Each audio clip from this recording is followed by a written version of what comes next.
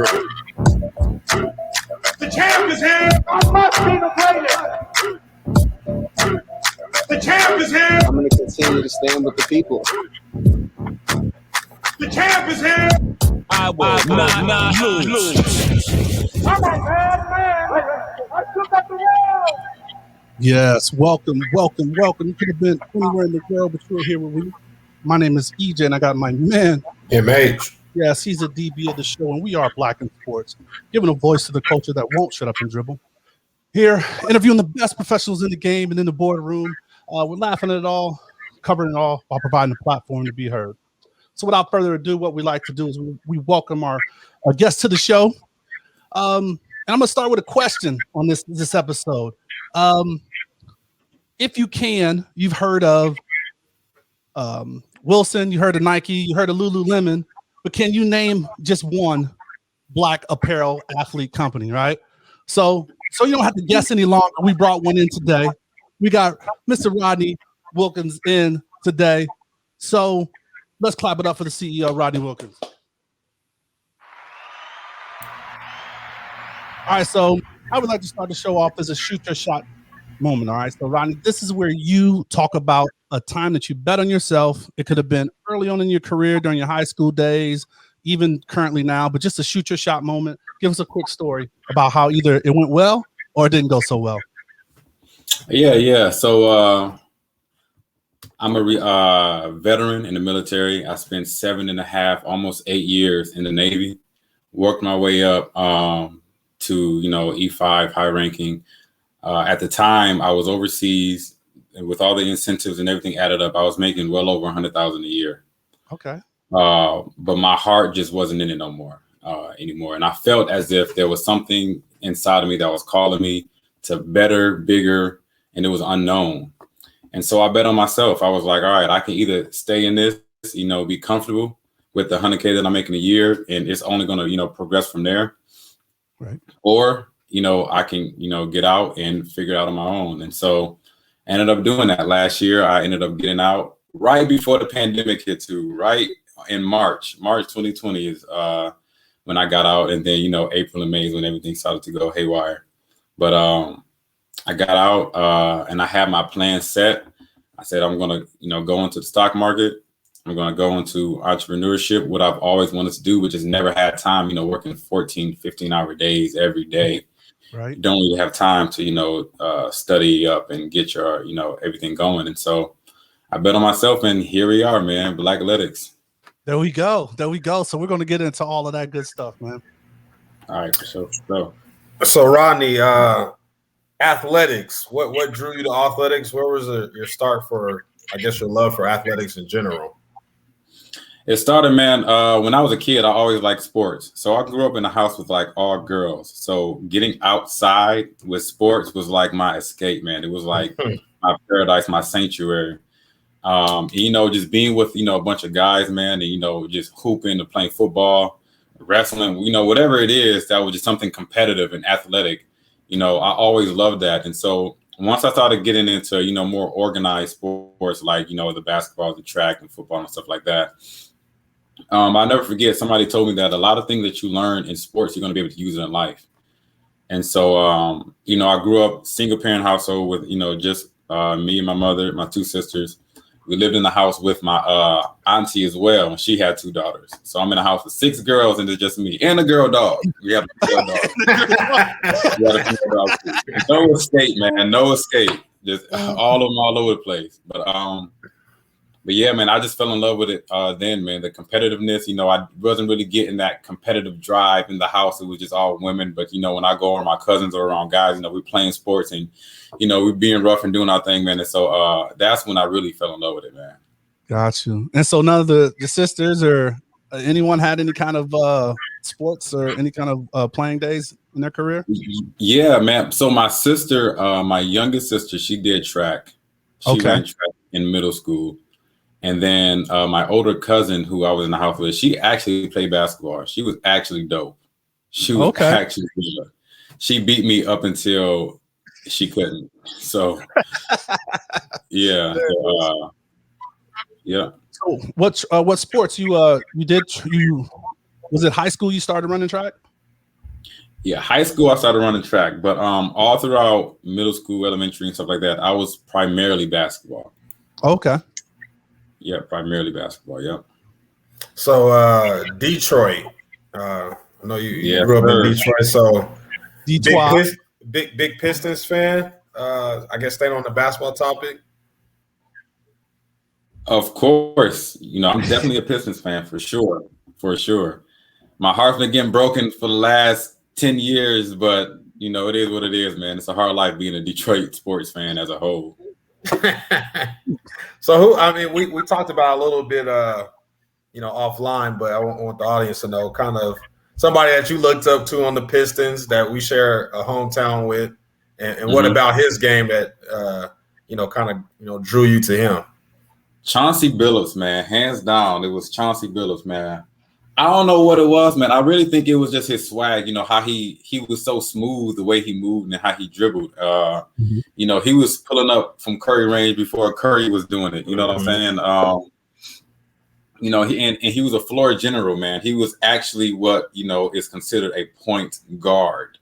You know what I'm saying? That position, he had that position locked in, man. And, the way they ran the team, how they operated so well, like it wasn't no, big names on the team. You know what I'm saying? It wasn't no like LeBron's on the team or anything like that. They were kind of like the Spurs in my eyes. They all played their position and they played it so well.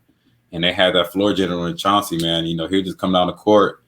He coming down real smooth, thinking that, oh man, he ain't about to do nothing. He'll hit you with something real quick and pull up. Next thing you know, they got 3 points going back down. So Chauncey Billups for sure, man. That's my guy, man, for sure. So definitely kudos and big ups. You happy to see him get a coaching role? You still support him and follow him today? Of course, man. Of course. I'm happy. Like I was just telling MH earlier, I know they had offered him a coaching role with the Cavs while the Cavs were going through their, crazy transition with, LeBron, D-Wade leaving and coming and things like that. So I'm glad he didn't hop on that one. And that's why I like Chauncey, man.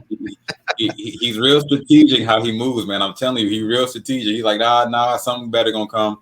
And now he with Dame Dollar and the Trailblazers, man. So hopefully they, make some noise next year. Hopefully Dame stays with them, right? Hopefully.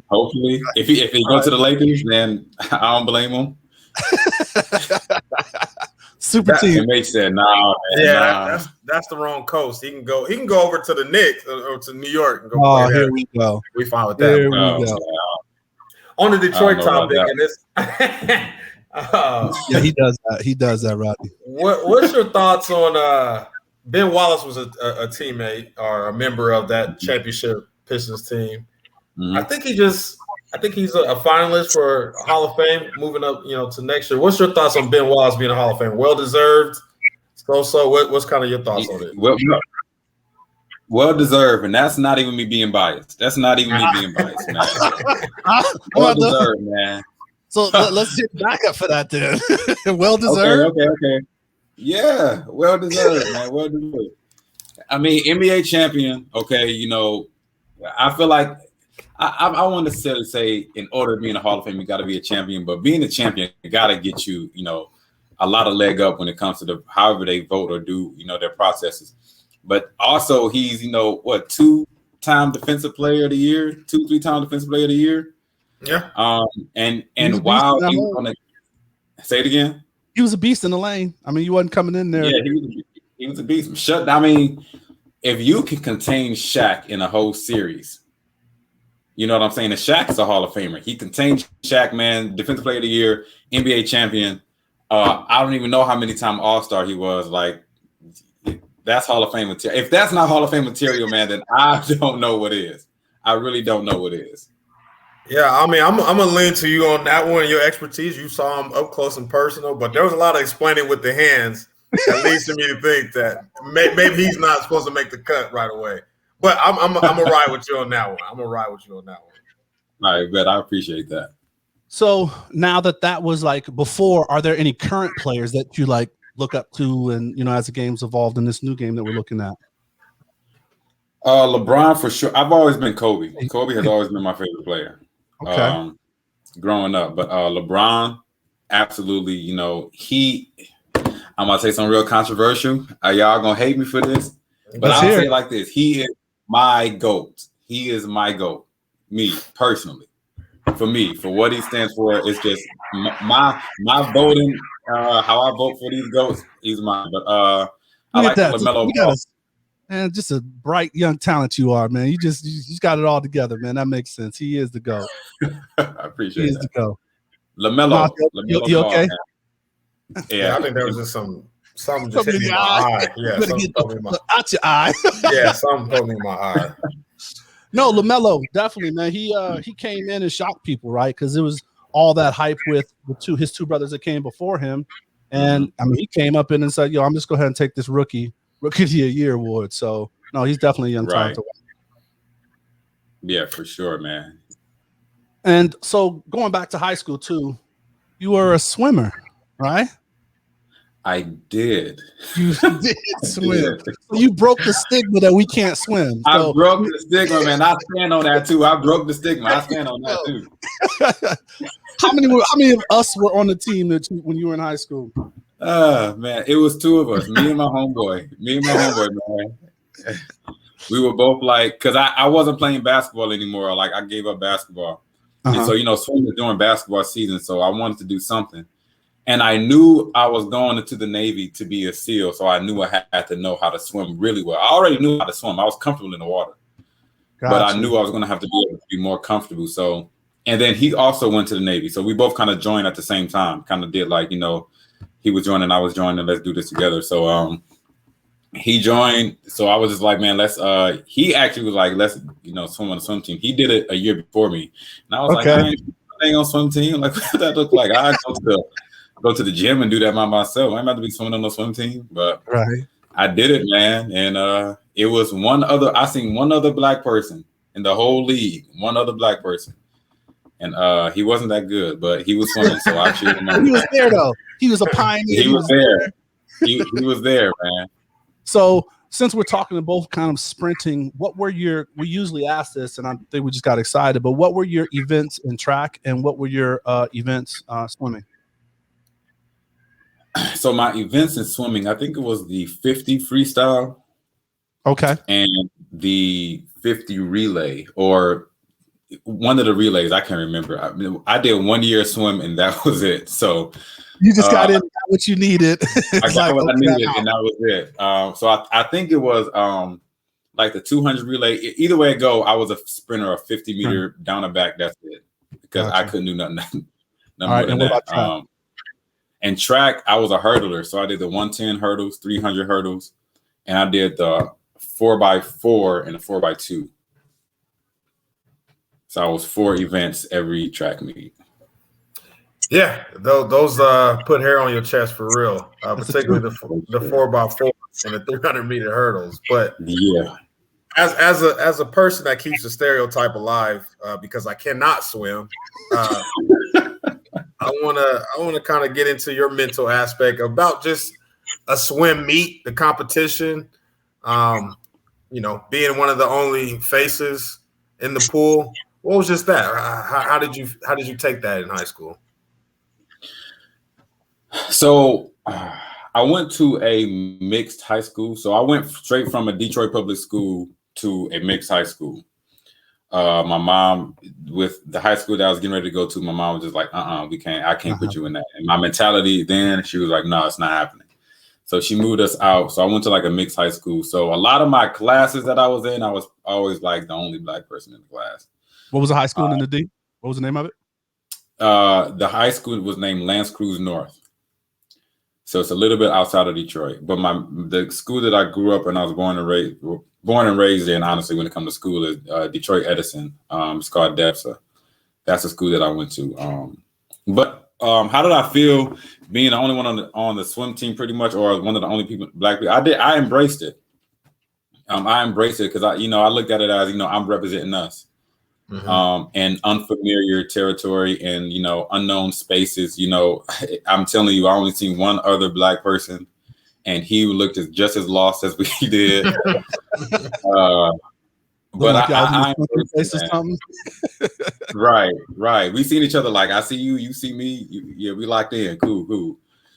But no, I embraced it, man, for sure. I definitely embraced it. And And it's been like that, man. Even going to the military, you know, sometimes I'm the only Black person working on a shift or something like that. And, you know, I just embrace it, man. I embrace it. Got you. So we've had an Olympic swimmer. Shout out to Natalie getting ready for Tokyo 2021, excuse me. But just there's been and we've had why am I thinking of our track person we just had on there? Tiana.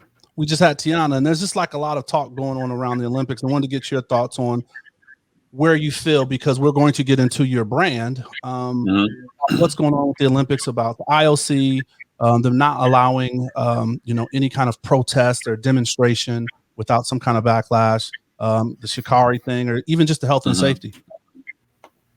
Have you been following any of that or have any thoughts on that? Yeah, for sure.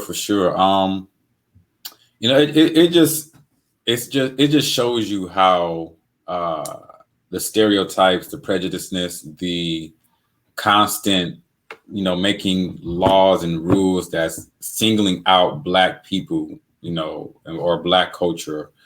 It just shows that it's a global pandemic. Honestly, it's global. It's not just here in America. It's felt all over the world. With me being in the military, I've traveled all over, and I've witnessed it firsthand. And so it's not a surprise to me that they're banning the swimmers' caps for afros. Like, that's singularly targeting us, because we're the only people that can have afros. And the Shikari thing, man, my heart goes out to her, man. I don't know how anybody, can go on the airwaves and judge her in any way because she lost her mother. I really don't know how anybody can adequately, go through what she's going through without, help, without, a counselor being there for her or somebody like that. So that's where my first thoughts were, is like, where was her, her support? Yeah, absolutely. Where was that brought that up in our show. We kind of we touched on that episode we did. Right. Oh, that's a good point, man.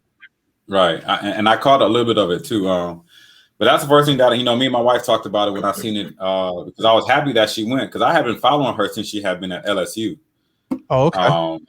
So I've been following her, and because I just like her swag, man. She got the long nails. She just do it her way, and she out there cooking everybody. Like, ain't nothing you can do, and there's nothing that you can say. But so I was real happy that when she got, and then, it was kind of like, man, I was really hoping, but I know this is not the end for her. You know what I'm saying? I know that she got a lot more in store. I see that she actually has a race coming up in August that she's going to be doing, and she's going to, I know she's going to blow it out of the water, man. And so, I know that she's going to do well, man. I know that she's going to do well. She got a long career ahead of her. Absolutely. All right, man, we want to switch gears. We want to jump into your career. You got a lot going on, but you touched on it. I want to maybe talk a little bit about your military experience, and we'll just kind of transition. But tell me how it was serving. You were in the Navy, and you said that in high school you knew you wanted to be in the Navy. So where did that come from? Was there someone in the family, or why that branch of services? When I go back in my memory, I cannot pinpoint one time when I was like, I'm going to the military. Because I wasn't raised on, you're going to go to the military and serve and stuff like that. That's not like a principle that I was necessarily raised on. Right. But I just remember it was my senior year when going into my senior year, when I was sitting down one day and I was thinking like, man, like, I want to go to college and run track, but I just don't want to be in school anymore. Like, that's just not for me. I know it. But I did know that I wanted the challenge. I remember talking to my aunt, who is in Vegas. She's the president of the Jack and Jill out there. Yeah, we talked about that. Shameless plug. Las Vegas Jack and Jill.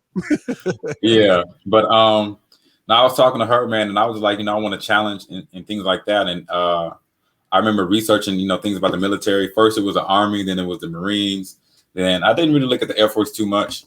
Then I went to the Navy, and I seen this Navy SEAL training. And I'm looking at everybody, man, and just me being who I am, like, I always feel that as if, I want to be able to represent us. I always wanted to be that person that will represent us, you know, break down the barrier and then bring more of us into that room with me. And so I remember seeing some Navy recruiters came to one of our schools and they were like, hey, man, you look athletic, you know, you should try out for the Navy SEALs test or whatever. And so the Navy SEAL test, you know, it's push-ups, sit-ups. It's a certain amount of push and sit-ups you got to do in 2 minutes, or it's not a certain amount. You just got to do a lot. And then there's a pull-up, and then there's a swim and a 1.5 mile run. So it's a 500-meter swim and a 1.5 mile run. It's a lot, right? So, you know, I did that, scored well, but I knew that I needed to get my swimming up because I was like dead tired after that swim. So that's when I started, you know, I got into swim, and that's how I started in the military. That's how I joined. That's what I wanted to do. It didn't end up translating like that because, you know, recruiters would just, you know, tell you whatever. So it didn't end up translating like that. But my career was still fine, man. I still did well. I ended up being a cop in the military, funny enough. I ended up being military police, law enforcement, anti-terrorism, security officer. I did a lot of things in the military. I did law enforcement. I've done security on, you know, classified, well, not classified, but like, you know, highly protected planes. Wow. That's actually second in line to Air Force One. I did investigations. So I was in Bahrain, which is a small, have y'all heard of Bahrain? Yeah. I know you haven't, man. You're a military guy. Have you heard of Bahrain? No, exactly. Look at the face. Yeah. Nah. Only if the Animaniacs, when they were doing all the cities, that they made a name that off. But other than that, I have no reference to that. Yeah, and that's where I spent my last year, and I was doing threat mitigation. So just going out and kind of mitigating any type of terrorist attacks and stuff like that. So I did that as well. And like, I loved it, man. It was cool. And like I said, I was getting paid, you know, well. I was getting paid real well, but I knew that it was just something in store. It was something more. Gotcha. It just wasn't it for me anymore. Yeah, one of my good homeboys, Rico, shout out to Rico. I know he's probably listening.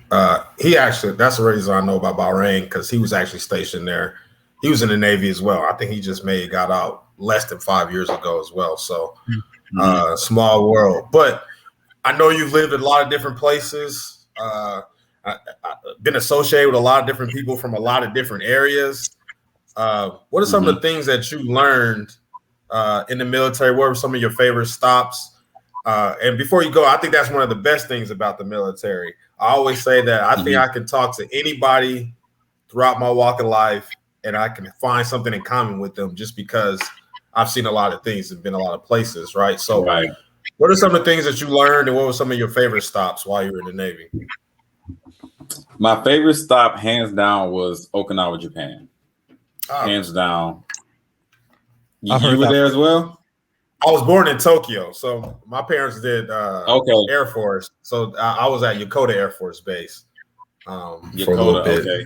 Yeah. I actually, this is a funny, man, this is a small word. I was a track coach up there in Okinawa, and, you know, every year they would have that track meet, that regional track meet. And I went up there all 3 years I was there. So, yeah, Yokota's cool, man. Yeah, so I got to go back. I was a youngster when I was there, but my dad always says a lot of great things. I think I missed my opportunity. I was supposed to go back when I was still single, but now I'm married. Yeah, it might not be as great of an experience, but from that aspect. But I've heard great things about it. But no, I didn't mean to cut you off, man. No, that's all good. Yeah, that's all good. Oki for sure, man. One thing that I learned is that our culture is everywhere. Our culture is literally all over the world, over the world, man. And it's speak on that, man. And it's not even hidden, man. You know, when I was in Japan, there was like this, you know, certain cultures, they get kind of like very stereotypical on their things. And so it was back when, you know, that dance, the whip or the nene or one of those things.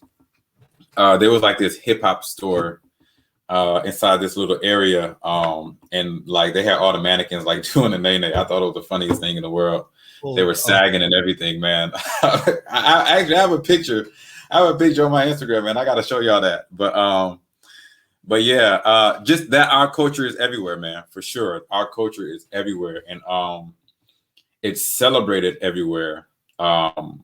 It's loved everywhere, but not us. You know what I'm saying? And they love the music. The same trend, not us, then, right? Right. They love the way they love our culture, but not us, man. That is so interesting and true.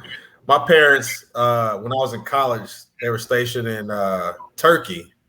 So I remember we used to go to this store outside the base. It was called In the Alley, where they used to sell merchandise, clothing, things like that. And one of their biggest sellers that they always wanted to sell was Rockaware. And we got Rockaware. Yeah. Like, that was one of their things. Like 100%. Like, they sold Rockaware all the time. So I can totally understand what you're saying, that our culture is everywhere and they love our culture, but maybe not necessarily us. Right. And that's what we'll get into it, but that's what Blackletics is about, man. It's taking back that power. It's, my slogan is sharing the story of the Black athlete with the world. And it's sharing our story, because now we're able to possess our story and share it with whoever it is that we want to. Right now, our story is being told by whoever wants to tell it. Our culture is being handled by whoever wants to handle it. Who we are as a people is being, told and mistreated and misused by whoever wants to do it. And so Blackletics, man, I'm taking that power back and, using that power, that leverage, that influence that we have all over the world to disseminate, to bring that back to our people, man, and build up our communities. Because y'all can see, when you go overseas, you'll see, hip hop culture is being played in all the local clubs, or hip hop is being played in all the local clubs. Everybody got on the newest, urban fashion wear. People want to look like, our women, and people want to look like us, and, all of those different things. But when it comes to the equity and all of those things, we don't have any, we don't have it in our hands. And so that's what my goal is, man, to just put that equity back in our hands. I love that, man. I'm looking forward to getting at that while we're still in your career, man. So you're also a trader. Do you want to clarify yes. the trading that you do? Yes, not Forex. I'm not in the Forex, man. I'm not in Forex. Yeah, I'm not selling no courses. I don't want y'all to come. I'm not doing that. But yeah, I'm an actual trader, man. I spent thousands of dollars to learn how to actually trade. I've been in the stock market since 2016. I got in the stock market just because a lot of people in the Navy were like, "Hey, man, Bitcoin is gonna be the next big thing," and I'm one of those dummies that invested in Bitcoin and then pulled out too early. And now I'm like, dang, man, I could have had $18 billion right now. But what do you trade? I got into it in What's your vertical? Like, I know there's like different things, but what are you trading? So my main platform and what I actually do is option trading. That's my main thing that I do. I do shares. I'm a long-term investor as well. But option trading on the day-to-day, that's what I do. In and out of contracts, probably by 12 o'clock, I'm just in and out. And then the rest of my day is spent on, Blackletics. But yeah, I'm a trader, man. Like I said, I spent thousands of dollars to try to actually learn it, pay for a course. Somebody that I trust learned how to read the charts, technical analysis, all of that stuff, man. And I've been doing it for a while now, so. That's good stuff. Yeah. So tell me about the education of being a trader. I'm dying to learn more myself, but kind of want to hear from your perspective. You're a young mogul in the making, so kind of what's the background about that? Yeah, outside of my Robinhood account. Yeah, Robinhood's cool, man. I use Robinhood. I use TD Ameritrade and Webull as well. I honestly, it really teaches you discipline. It really, really teaches you discipline, because I'm a type of person, man. When I'm ready to do something, let's go, and I'm all in. You know what I'm saying? 100%. Okay. And that's how I've always been. But when it comes to trading, like investing, you can't really be like that too much, because you're gonna lose all your money. So I done I'm not gonna get on here and act like I haven't lost money. Like I've lost a lot of money trading, a lot of money, man. In the beginning, man, I'm telling you, I'm like, oh, I've learned one technical, analysis, or I learned about the Bollinger Bands. Oh, this stock is right here. Let me go all in right now. Let me put 5,000 into this stock, and then I'll just lose everything. So, yeah, it really taught me discipline, man. It taught me to stick to my trading plan, stick to what works for me. A lot of people like to day trade. I'm not necessarily a day trader. I'm more of a swing trader. So, max I will hold a contract is a day or two, give or take. Sometimes maybe 2 weeks. Sometimes when it's not making its move and I have to scale in and stuff like that. But max I will hold a contract is, and I go based off of percentages and not dollars. So, if my main thing is if I invest 1,000, I'm looking for a 10% move on my contract, give my $100 or whatever, just for example, and I'm out, and I'll do it like that. What I was looking for, like I'm looking for, a couple $1,000s a day. Like I'm looking for those big home runs instead of that consistent. That's why I was losing so much. But you're not gonna have a home run all the time. A lot of people got into the stock market because of those home runs. They got on Dogecoin when it took off. They got on AMC and GameStop when it took off, and they thought that the stock market worked like that. And I'm like, the stock market does not work like that at all.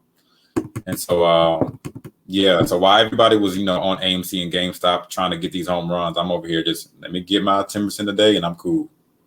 You batting doubles and triples. You just want to keep it in the park, right? Just keep getting those hits. So do you trade? Just keep it in the park, man. That's the safe way. Right. Now, do you trade for yourself or others or family or is it just solely yourself or with a company? Yeah, so I have traded for family before. I've made them money. They traded without me and lost it all. So I was actually teaching courses every Tuesday. It was only the family and close friends. I wasn't charging anybody. I was telling them like, look, man, I'm making X amount of money a day. They see me posting my stuff on Instagram. A lot of people were asking me, hey man, can you, show me how to do it one-on-one, stuff like that. I'm like, nah, man, I'm only going to stick with close family and friends for now because it gets a lot trying to teach a lot of people. Right. Especially when it comes to the stock market, because people, I'm telling you, they get real greedy and they blame me when they lose. And it's like, I didn't tell you to do that. I don't know why you did that. And so it's the same thing what happened with my family, man. I got them, good on an Apple contract. They invested a certain amount of money, got more than that back. Then they were like, oh, okay, I can do this again. Did the same thing again and then lost it all. And I was like, I didn't tell you to do that. So I don't know why you did that. But I've definitely taught before. I slowed down a lot. Mm-hmm. One thing I didn't mention to you guys is that I recently, we had our wedding. We were already married for about 2.5 years now, but we recently, because I went overseas and stuff like that, we weren't able to have our wedding. And then the pandemic last year, we had to change it to this year. But I recently had my wedding on June 26th, my actual wedding. So, wow, congratulations. I appreciate that, man. So all throughout June, I wasn't trading at all, man. I kind of just chilled because I knew I wasn't going to have time to like really, think about my trades and actually be in the right mindset. Yeah. And I mean, you said that was it that you did, but you got one other component before we get into Blackletics. Mm-hmm. You're a full-time student. Mm-hmm. Yeah. So how did I forget that I'm a full-time student? Yeah. Correct. Full-time student, man. Full-time student. I go to Strayer University. I'm in a digital entrepreneurship course, master's in digital entrepreneurship. I received my bachelor's while I was in the military at Ashford University in economics, however you want to say it. And now I'm pursuing I was in school for finance at Wash College in Michigan. But it just wasn't really hitting for me. And so I pulled out and I ended up finding Strayer, and I love it. Strayer's dope. So I'm sure some parts of and I hate to keep going back to the military, but I'm sure it kind of taught you some work-life balance. It seems like you got a lot on your plate. How are you able to manage it all and balance life and not necessarily newlywed, but there's an element that goes into that as well too. So how do you manage all that? I think I've always been able to balance a lot of things on my plate. And like you said, being in the military, it's, you got full-time work. And I was a full-time student. I was taking, 2 or 3 classes at a time to try to hurry up and get my degree.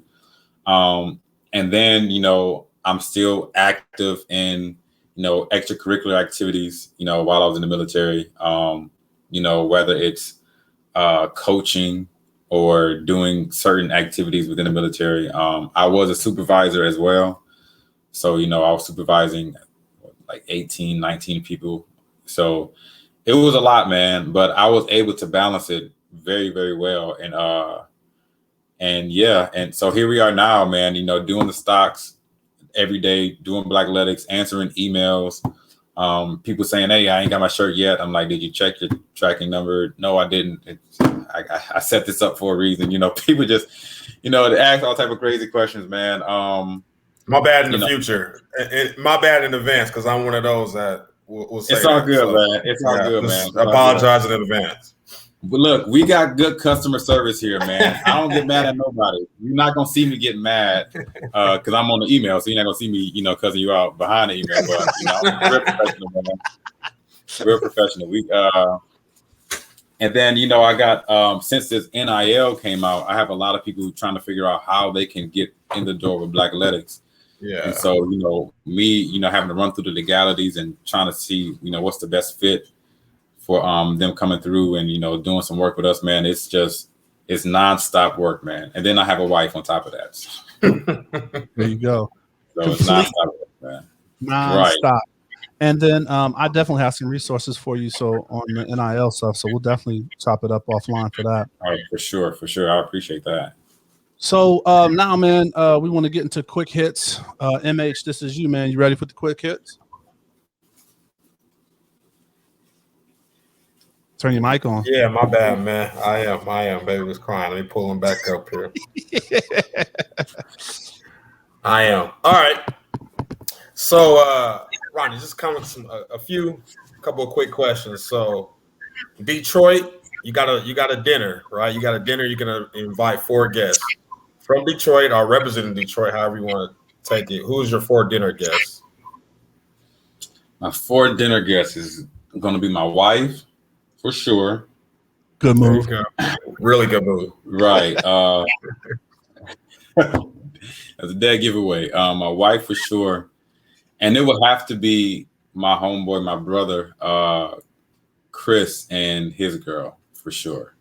Okay. I like it. Favorite movie. Favorite movie. Favorite movie. I'm gonna sound real stereotypical, but Love and Basketball is one of them.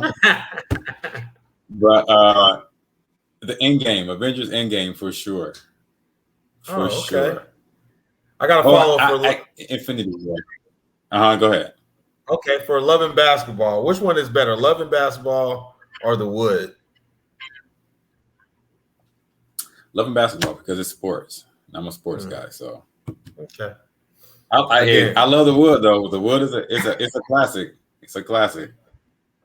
What's favorite athlete and favorite actor? Favorite athlete has to be LeBron.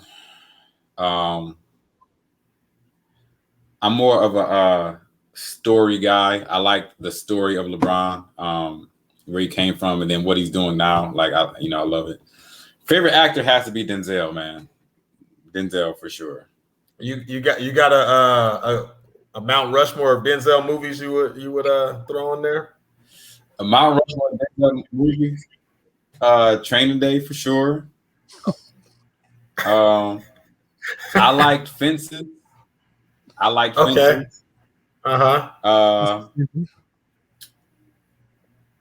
What else? Man, all of them, to be honest, man. John P. Key, I like that one. Or not John P. Key. What was it? John I know Q or something like that. Yeah. John P. Key. that movie. John P. Key is Thank You, Jesus, right? I'm right. John I'm P. Key, speaking of the gospel artist. Yeah. Lord, you're good. John Q or Was it John Q Yeah. or his son? Yeah, that's Do John the Key. whole thing like, Yeah, John Q. But John P. Key got a whole Yeah. Rock Rushmore songs too, though. Shout out to John P. Key. Yeah. Yeah, shout out to John P. He got a Rock Rushmore of his own. All right. Last one. Who would you like? I guess it was a top three. Top three guys, and we can kind of get into this to model your gear. If you had to choose three athletes to model your gear, who would be your top three there? Top three guys to model my gear. I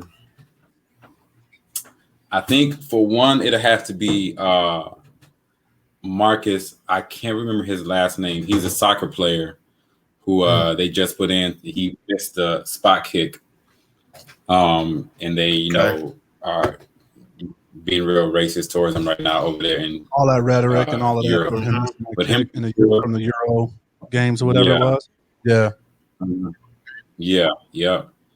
Him for sure, because I like what he stands for. He's been out there, you know, representing and feeding the kids and raising all this money for the kids. Like, I like, that's the type of people that I like. LeBron, obviously, because, you know, I'm biased. So, yeah, you know, if LeBron rep my stuff, man, you know, that'd be a blessing. And one of the last guys, man, there's so many. It's so hard to, like, you know, just pick just one. I'd have to say maybe Lamar Jackson. I like Lamar. He got it seemed like he got a real like down to earth type of personality, like really approachable. Right. And he's real. Right. 100%, Right. like, all the time. All the time. Yeah. No, I like it.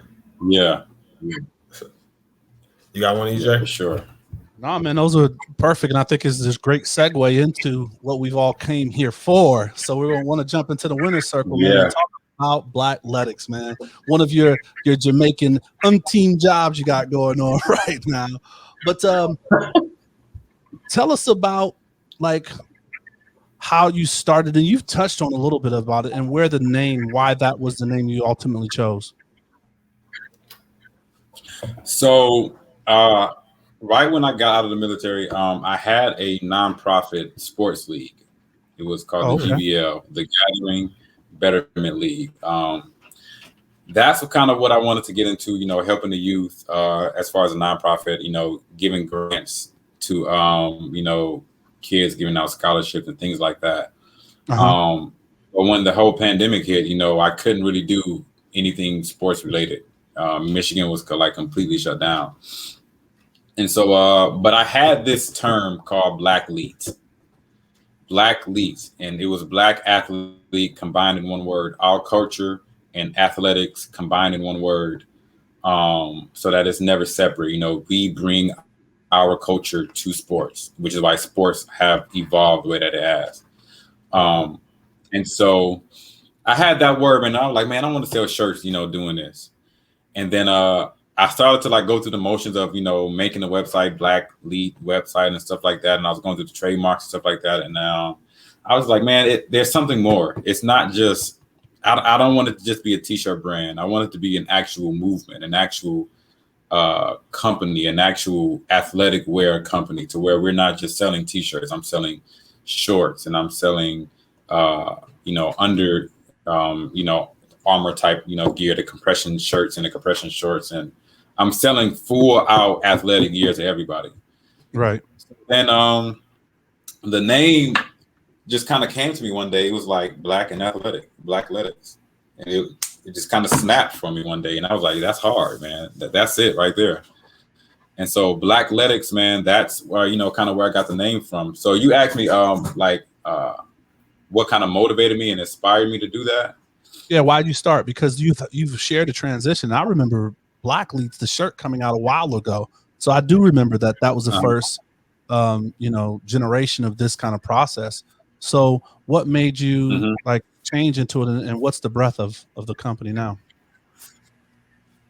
So what made me change into it is because I knew how our influence is. Me traveling the world, being all over the place, I knew that our influence goes very, very far. I knew that our culture goes very, very far. I knew that how we are looked up to in sports as like Black Americans in sports all throughout the world.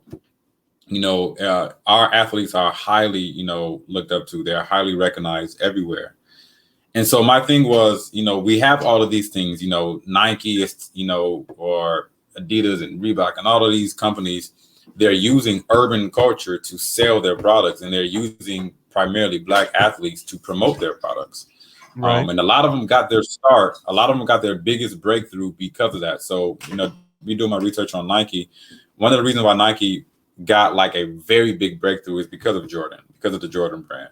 They paid him at first $300,000, and they flipped that to like almost $300 million when they first sponsored him. And now it's a forever growing relationship. And so I knew that with that type of leverage and that type of influence that they have, we don't see that being profit shared in our community. Right. These athletes are coming from our communities, but these big companies, they aren't using them or using the profit share to build up our communities. Everybody else does it. Everybody else, when they get their community, they get their business, they take it back home and they share with their people, they share with their families, they share with their communities. But it's just, with us, it just seems like everybody has their hand, in the pot, in our pot, and not really giving us, enough to eat with. So with Blackletics, I wanted to be able to give that equity back into our hands. And I knew, because of my passion for sports, my passion for, seeing us do better, seeing us, build up, because I come from Detroit, like the inner cities of Detroit, some of the worst neighborhoods, in the States. And so just even me, every day driving down the street, seeing the condition that a lot of our people are in while they're wearing Nike shirts and while they're wearing, Jordan shoes and stuff like that. It's like, man, there's a way that this, $1 trillion market cap in Nike, over billions of dollars in revenue every year, can find a way to start putting that type of profit back into our communities. And that's awesome. Yeah. It's really beautiful, man. Talk about, we kind of touched on it, but it's synonymous with athletes being more than athletes, being CEOs. And like you said, giving that power back to our communities. Talk about how important that is for athletes on their platform, and even collaborating with you on your platform of bringing that back to our communities. Yeah, man. I do think that growing up in the inner cities, you do think that the only way out is to be a rapper or an athlete.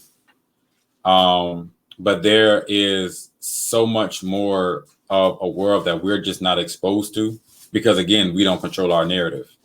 Right. And so there's a commercial, I think Procter & Gamble just did it. They did a commercial with like Rich Paul, and like saying that you can be more than an athlete. You can be a sports agent like Rich Paul, or you can be an artist like, a guy who was an artist, or you can be, a lawyer. And I have a similar commercial coming out soon. It'll be aired more so during the fall season. That's kind of on the same lines. Like, you can be an athlete, but also we want to also see, or we see our athletes, we see Black athletes. We want to see the Black attorney that's behind him, or the right. Black chef that's behind that athlete, the Black family that's behind that athlete, the Black attorney that's behind that athlete. We want to see the Black faces that are in positions of power that's surrounding the world of athletics, because athletics is a small part. You still have licensing, you still have attorneys, you still got, a whole world that keeps this ball rolling of athletics. And the more we have Black faces in that, just as we have more Black faces in, athletics, it's going to open up a lot of doors for a lot of people. Absolutely. Absolutely. And get into the process of actually designing clothing. I like to wear clothes personally. I like athletic gear. I like shoes. I like it. So the fashion world, just the process of designing shirts, designing materials, all that kind of stuff. Take us as far as you can behind the scenes on how that process goes. And expand. So behind, and I'm sorry to expand on what MH just said. Also with the apparel side of things, right? Because I think even when we spoke early on, you were like, no, I just want to make sure I'm not just a T-shirt company, right? So you're getting into that full spectrum. Mm-hmm. Yeah, so we have a legging set coming out and a dry fit shirt coming out, man. It's dope. It's dope. But how I go about making, our products. For one, I have to give credit where credit is due. My wife is the GOAT, man. She is like the fashion guru. She has she's her own influencer. Like I said, she has thousands of followers across all platforms. She's a makeup, travel, and a thug, man. Give a shout out to Miss Jasmine. I hope she's helping you with your marketing. Yeah, Jasmine Kaya. Jasmine Kaya on all platforms, YouTube, Instagram, whatever. Jasmine Kaya. That's the wife. Absolutely. But no, I usually would design something and I'll run it by her and she'll say, "Oh, make it like this, make it like that." And then we kind of go from there.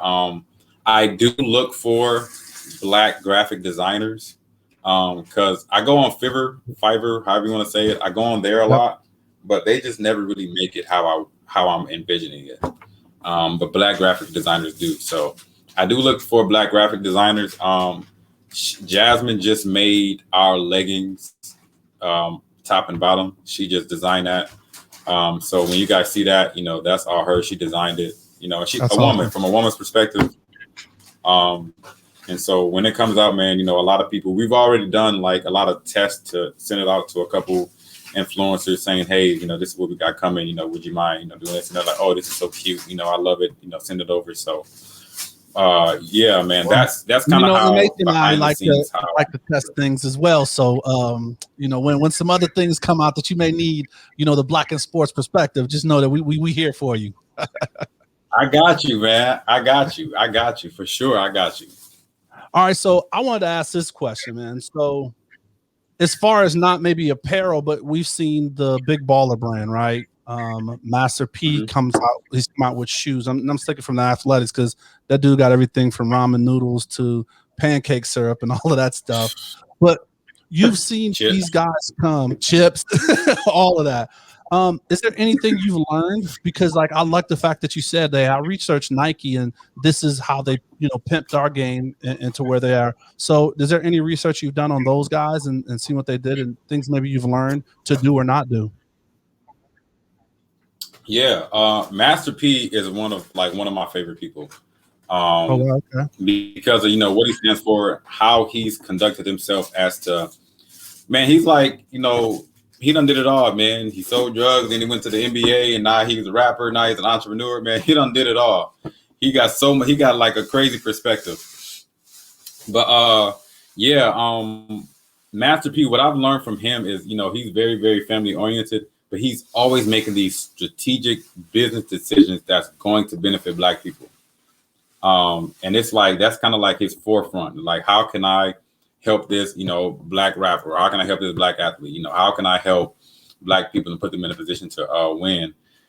And Master P, and the same thing with BBB, the Big Baller brand. I like how he was family oriented, building generational wealth. He said, I used to watch their show, Ball in the Family, every single Sunday on Facebook. Okay. Every single Sunday. You can ask my wife. When the episode came on, I'm on my phone watching Big Baller brand. Or Ball in the Family. And how he marketed the Big Baller brand, he was like the loud guy saying that my sons are going to be this, and everything that he said pretty much came true. My sons are going to get drafted high to the Lakers. Lonzo goes to the Lakers. LaMelo is going to shock the world. He comes in from Australia and IMG Academy and gets a Rookie of the Year. Man, this is like, stuff like that, man, is what I value. Seeing Black fathers really be there for their sons in the way that he is, and he built something for them specifically.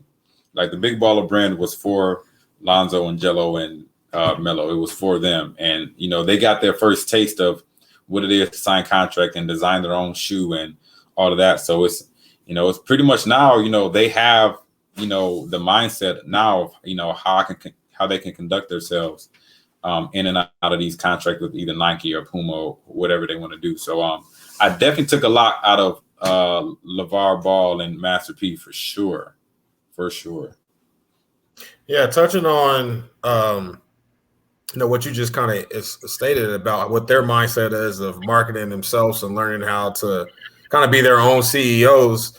And we touched on a little bit. What kind of your thoughts on the new rulings with the NCAA and how athletes can market themselves and how that process is going for you on that end? I like it. I love it. I think it's long overdue. I think these college institutions have been really getting down on the name, image, and likeness of these players. And I understand that it's college. I understand, high school players are making it. I understand that they're supposed to be in school. But still, these I don't even know. I don't even know how to get a hold of their balance sheets to look at like the NCAA or look at the balance sheets of these schools and see how much money they're actually pulling in from athletics, and how much they're drawing in from these guys, especially when they go pro and their name is just, Duke, Kyrie came from there and other people came from there. Like, I want to go to Duke. And so they get this influx of people. So, but I like it. And so now a lot of people are coming to us, Blackletics, my emails and DMs have been flooded with people like, hey, man, I go to this school, they're primarily from HBCUs. And I love that. Awesome. They're saying, I'm from this school, man. I'm looking to, I guess when the ball dropped on this legislation or this rule, they was like, I'm eating now. I'm getting my bread. And they started like, they was not playing, man. People hit me up like 2 or 3 times. Hey, just want to follow up. I'm like, man, like, you know what I'm saying? Like, I'm having to respond to the people that hit me up more than once rather than the people that hit me up once, because they hungry, man, and I love it, man. I'm happy for them, man. I just hope, and this is what I was talking about with somebody else the other day. I just hope that they're just not signing anything. As hungry as they are to start making money off of their names, that they're just not signing anything to where they could get into better deals or better contracts, somewhere else other than just let me just sign with this company or whatever. Absolutely, or undervalue themselves. No, that's a great point. All right, so another thing I want to bring up, since you're an athletic brand, and just get your thoughts. So Kim Kardashian has a big deal with the Olympics to where like her look at you cover your face. So what are your thoughts on that? You couldn't even put the poker face on, so just share it with us. I couldn't. How you feel about that? And just it was a shock to me. Smart move on the Olympics. Very smart move, very smart financial decision on the Olympics. Skims with Kim Kardashian, like you can't lose with that. The Kardashians' influence all over the world is just, they're probably, the most famous people on earth right now. However, I do believe that it kind of inspires me as Blackletics, and it inspires me because there's so much opportunity for Black athletes to be represented in all aspects of sports, through, and especially in the Olympics, where there's not a lot of representation on Black companies representing the Olympics. It just motivates me to like, all right, we really got to put in the work for the next, 20 years to, get to that point. And so smart move on the Olympics. Obviously, like they're catering to their audience, but when it comes to the representation for Black athletes, that's going to dominate the Olympics. Like there, I really believe that there should be a Black athletic brand that's sponsoring, or that's the face of, the Olympics. Man, I always had to Google something. I didn't even know what y'all was talking. I didn't know what y'all was talking about until just now. I guess Kanye did teach us some stuff, though. So shout out to Kanye. You're so stupid. Wow, that's news to me, man. Yeah, so I mean, I definitely will. Hey, 2025 now? So they're gonna go back to 4. Like, is this like a delete year? So is the next Olympics gonna be 2024? Right. 2025. Either way, Blackletics in the next Olympics. Let's get that going. Yeah, let's go. I'll take that for sure. Blackletics 2025, 2024, whatever year it's gonna be, we in there. Hey, let's get that shirt design. I want to see it. Start the campaign now. Right. Oh, right, man, right. I'm gonna have Afro caps too for the Black swimmers. I'm gonna make them specifically for them. Right, get the design specs so we can get our swimmers taken care of. And look, we got Natalie. We got a plug for you, so we can get someone to put that together. That's true. That's true. Inmate, you got anything? Final thoughts, man? Yeah, just kind of your we just talked about the Olympics being a goal. What's some other goals for the company that you have? I get this question a lot, man. The biggest goal for me is I want to be able to make enough revenue, enough money, enough profit in our business and have enough cash flow that whenever we find something that's in need of sponsorship or grants or whatever the case is, we can do it, and not necessarily be hurt. And so, that can be, $1 million revenue a month, $1 million revenue a year. Whatever the case is, I want to be able to give back to our community and eventually build communities, build houses for people for free, give that family generational wealth, pay off debt for people, buy this for people, I want to be able to give back. So I want to be in a position to where I can comfortably give back at a high click, not just, let me feed these people here. I don't want to just only feed people, but I want to get them so that they can feed themselves. That's awesome.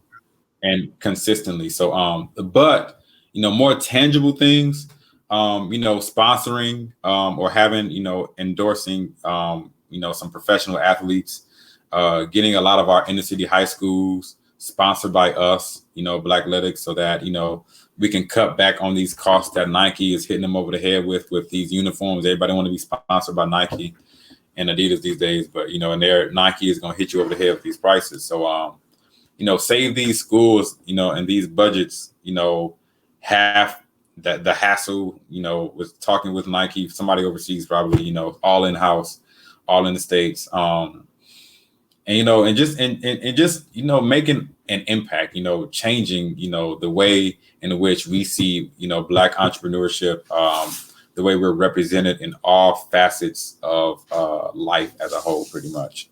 Man, that's awesome, man. And MH, that was a great question. And it's awesome to see when, the owner of a brand naturally, says that, because that's what you embody. Because your vision, as you start off on your website, is say to use our capital to influence and invest and build up Black communities. And, to have that, come out naturally and some of the things that you want to do tangibly within your community, and not even in just, inner city around Detroit, Michigan area. You want to do this worldwide and, where there's a need, be able to help. So, man, hand clap to that, man.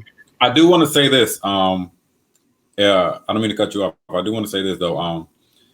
Blackletics honestly was divinely inspired, man. If it wasn't for God, I would not have Blackletics. I know a lot of different people have different beliefs, but I'm telling you, man, I have been guided. I had no clue what entrepreneurship was, especially digital entrepreneurship. I didn't know how to build a Shopify page. I didn't know what widgets and gadgets to add to the Shopify page to, get more sales. Didn't know nothing about Facebook marketing, Instagram marketing, influencer marketing, affiliate marketing. I didn't know anything, man. And this whole process that I've been going through, man, I'm telling you, it's the number of guys that's been helping me, man. So shout out to God for sure. Let's go. Shout out to God. For sure. Well, hey, this is the part of the show we call the assist. This is where you get to drop a coaching gem. So this is just a quote that you live by. I mean, you can give a scripture or just something you would tell your younger self or the people out there. So give us like a short life philosophy or a quote that you go by. I got this quote really stuck with me when I was running track, and it was, "As a man thinks, so is he." Meaning the way in which you think about yourself, your outlook, your perspective on your future, on life. If you have a negative perspective, then you're going to produce negative results. And the reason why I said that with track is because I did not become a dog at track until about my junior year. And that's because I was going up against some crazy hurdlers, man. Like dudes be 6'3" and could just go over these hurdles like it was nothing. And I will always lose at the start line because I'm already in the mindset, like, I'm probably going to come in third or fourth, like third, fourth at best. You know what I'm saying? And it was one day I was at the track meet, man, and I was looking at these people. They were built, they were stocky, they were tall, long leg. And I was just like, look, man, I remember hearing, I think, a sermon one day, and it was harped on, as a man thinketh, so is he. And I had to tell myself, like, I gotta stop thinking that I'm weak, because I'm not slow, I'm not trash, like, I'm actually good. So I was like, all right, I'm a dog now, man. I'm about to just start doing what I'm doing. And that race, I beat somebody who has, was like one of the top in the county at the time, and I beat him. And I didn't just like beat him by a little bit, like I actually was like a hurdle or so in front of him.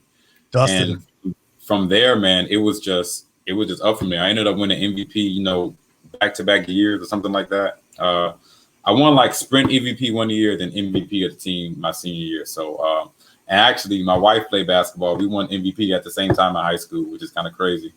At the same school. There you go. Loving basketball in real life. Yeah. Exactly. You see why I like it. Loving track and basketball, whatever. Loving track and basketball. There you go. Well, because we know Omar, so is he, man. He ran track in in higher learning. Right. That is true. That is true, man. That is true. That's funny. That's awesome. Yeah, for sure. As a man thinketh, so is he, man. I love it. Miles, anything else for the people before we get out of here? Nah, man, really appreciate your time. Thank you for joining us, man. It was an absolute pleasure to speak with you. Hey, man. Go I support. appreciate y'all for having me, man. Absolutely, man. Sure. So go support, man. While I give these final notes, you see all the handles are right there for Blackletics, and we will definitely have that in the show notes so you can, if you're listening, you can check those things out. But just want to thank you. I forgot to mention one thing, man. I'm sorry. Oh, go ahead. I mean, go ahead. It's really quick. Tomorrow, Wednesday, I don't know what day it is today. Oh, the giveaway. 14th. The giveaway. Yes, tomorrow, Wednesday, we are giving away $500 to 2 Black athletes, college athletes. I know that being a college athlete, a lot of people, don't have time to go to work, so they don't have time to, have the basic necessities that they need. And so we're just looking to give 2 Black athletes $500 to go in their pockets and to go towards anything. Hopefully it's not just partying and drinking and stuff, but it's towards actual things that they need, for their dorms or for food or whatever it is. So we'll be announcing that giveaway on Wednesday, and just go to our Instagram page, Blackletics _ still trying to fight to get that Blackletics page that somebody just holding for whatever reason.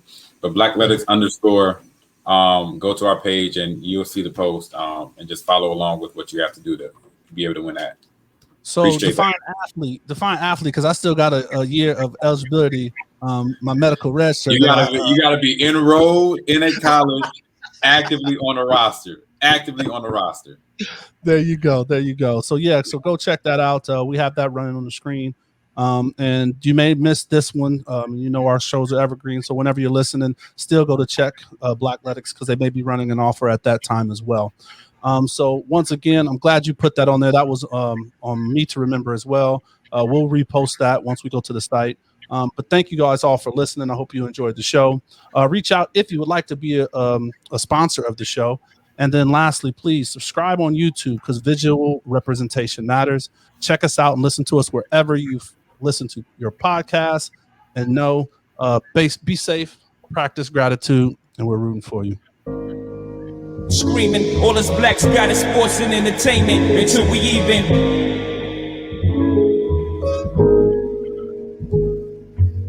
Assuming I'm rooting for everybody that's black. Yeah. Yeah. Assuming I'm rooting for everybody that's black. Look. Assuming I'm rooting for everybody that's black. Spent about 2 racks on handmade new rags. Assuming I'm rooting for everybody that's black. That's everybody from sports to college class to rap and back.